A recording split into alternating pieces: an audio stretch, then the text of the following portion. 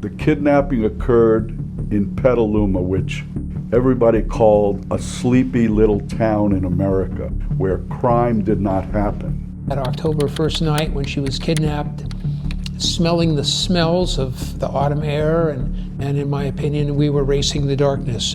Such an unusual case that the suspect had come into her home with her mother sleeping inside. It was an invasion of the sanctity of a home. I think that just rocked the nation. There were, I believe, approximately 10 million flyers printed out and distributed. Putting that picture out also gathered a lot of attention. Up to people in other parts of the country and the world, they were aware of the polyclass kidnapping. The fact that she was anybody's 12-year-old girl, America's 12-year-old girl, everybody related to that. In Petaluma, California, an innocent slumber party gives way to agonizing tragedy for the family of polyclass. She was found as a result of Richard Allen Davis leading the police and the FBI to where he hid the body up near Cloverdale. As the order of this court, you shall suffer the death penalty, said penalty to be inflicted within the walls of the state prison in San Quentin, California.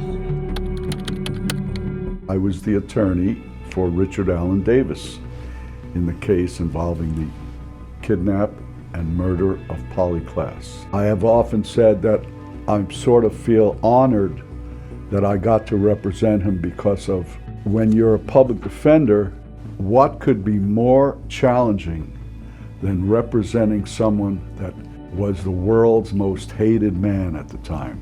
I'm a retired Assistant District Attorney of County of Sonoma. I was assigned to prosecute the case against Richard Allen Davis for the murder of polyclass. She was kidnapped, of course, in our city, and so my initial role was incident commander, which I was the highest ranking official there. I can't really comment on why he did the things he did. There are certain things about the attorney-client privilege that remain attorney-client privilege even after somebody is convicted. In fact, even after they die. He was seen 2 months before the crime walking around in that neighborhood. He had fixated or become interested in polyclass and had planned for quite some time, found out where she lived, saw where she lived, and once he got a car, which helped him, make a getaway, he planned this assault against polyclass. He had a criminal mind. I think he was a sociopath, and for that reason, I don't know what's inside those guys' heads, but it was evil. I don't spend any time worrying about what happens to him. I just know that he's in jail and other kids are safe because of that.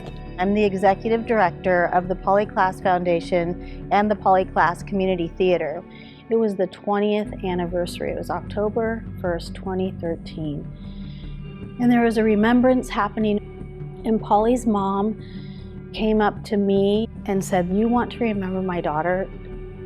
Then you need to remember her for how she lived and how she loved performing arts." Her legacy is large. It's national. It's not just a Petaluma-based organization. We've helped to find over 10,000 missing children.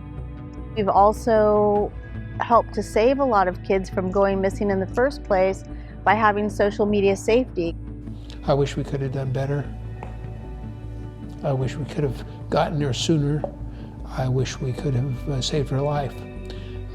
I would tell her that she changed a lot of things, and I'm thankful for that. She changed me. It's not the first time God above has sacrificed innocence to reveal love. For sweet Polly, when you died, your love by millions multiplied. As we race into the darkness of the night, your face remains our guiding light. We'll run the race, endure each mile, encouraged by your enchanting smile. Let's keep making the world a safer place for children.